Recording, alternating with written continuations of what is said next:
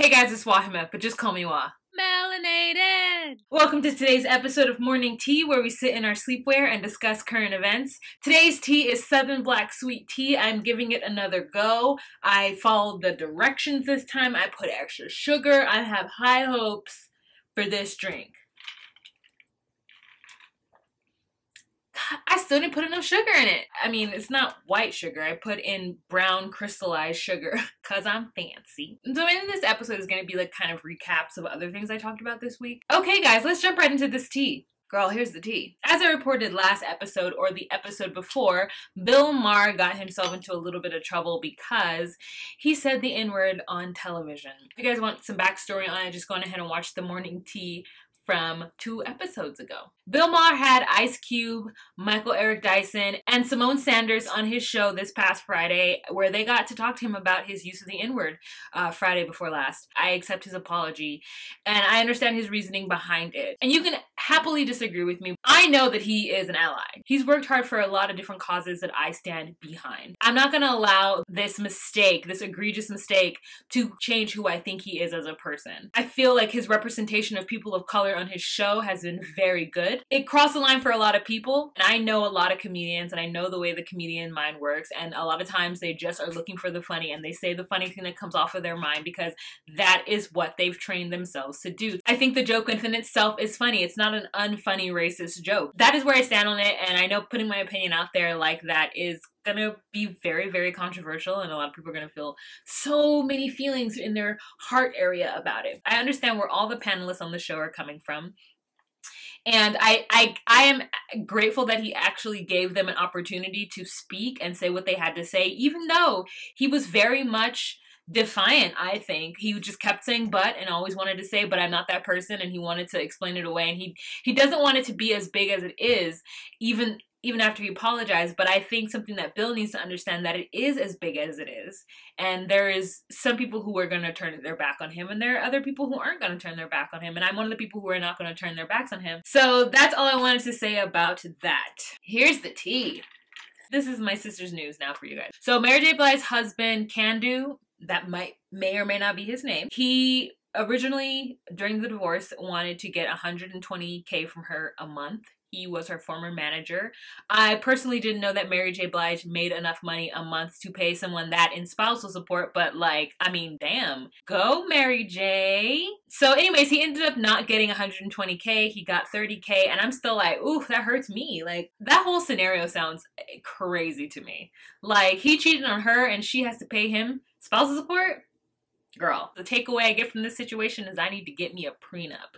Oh, here's the tea. So Adam West died. Adam West, I don't know, for you guys who might not know Adam West, he was my first Batman. He was he was the Batman that was on television. I saw it in syndication. It obviously came out in the 60s. And he ended up playing Mayor Adam West on Family Guy for the last 17 years. So, I mean, rest in peace, Adam West. Here's the tea. Okay, so this is the main story of the hour. Oh, I have a correction to make before I go into that. I made a mistake last episode in saying that there had been 3 attacks in London in this year, and I was wrong.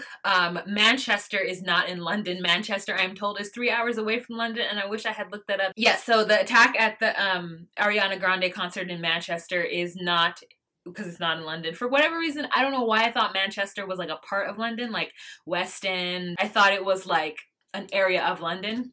I was wrong. It's a completely different city 3 hours away. There goes my pride in knowing geography. That's my bad. So London has had 2 terror attacks this year, Manchester 1, and either way it goes, I mean, like, God bless you guys. Like, be safe.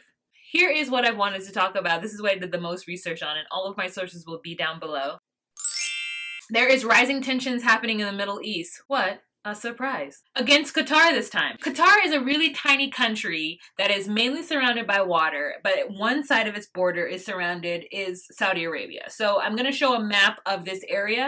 I'm going to show you guys the map of the Middle East. You're going to be seeing where Egypt is in comparison, where Ethiopia is, Somalia, and then we have the Red Sea, and right across from that we have Saudi Arabia, and then if we're going north to south, we have Iraq, we have Kuwait, we have Saudi Arabia, we have a tiny little island of Bahrain, we have Qatar, which is like just kind of like hanging off of Saudi Arabia, you know what I'm saying? It's like a little part hanging from Saudi Arabia. And then you have Yemen right below, and then directly across from there, we have Iran, right? Okay. The GCC, which is the Gulf Cooperation Council, which is a group of Middle Eastern countries who've gotten together who are trying to ensure peace from terrorism. They're all mad at Qatar, and they've decided to block Qatar, like put up a blockade. So Qatar can't have any food brought into the country. They're not allowed to leave the country and go to any other of the surrounding countries. It's very much, they're like, fine, if you don't want to uphold your end of whatever bargain they say they struck a couple years ago,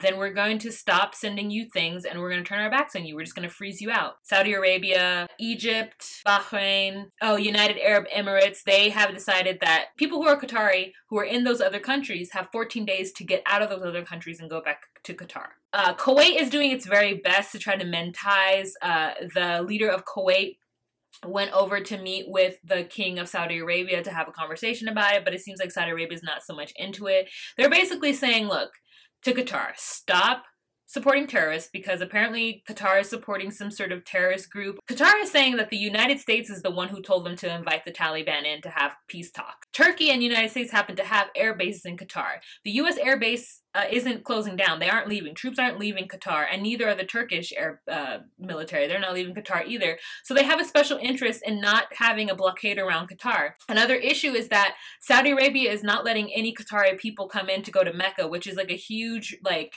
it's a huge breach of human religious rights. So people who want to make their pilgrimage to Mecca from Qatar aren't able to do so because Saudi Arabia is not letting them through. Iran is saying that this is ridiculous. So Iran sent 350 tons of food. The ton, T-O-N-N-E-S, is heavier than the U.S. ton. And so, that's a lot of food. 350 tons? That's a lot of food that apparently they sent over to Qatar to help out. So the Turkish Prime Minister is saying that he doesn't think that this freeze out of Qatar is right, and they need to come to some sort of diplomatic understanding.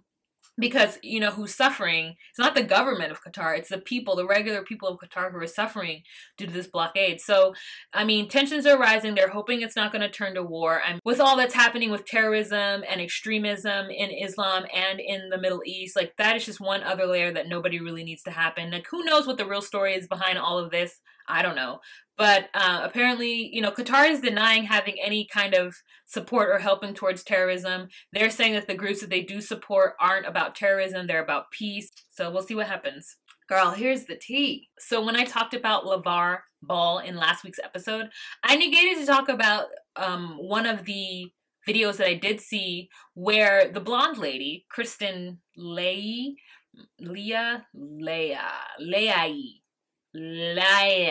she was on a show previous and she was mentioning something about the way Lavar was raising his children. She made some comments talking about his kids are scared of him because he's forced his kids to play basketball and how many kids want to do the exact same thing as their parents. So I think he walked into this interview knowing that she had low-key been shit-talking him on another show and also talking about his parenting skills. And saying he was abusive to his kids, which are really outlandish allegations, especially because I don't think that she has any right to discuss the way a black man raises his son in this country. Basically, to me, what he's doing is building a brand for his children now, for his kids now, right?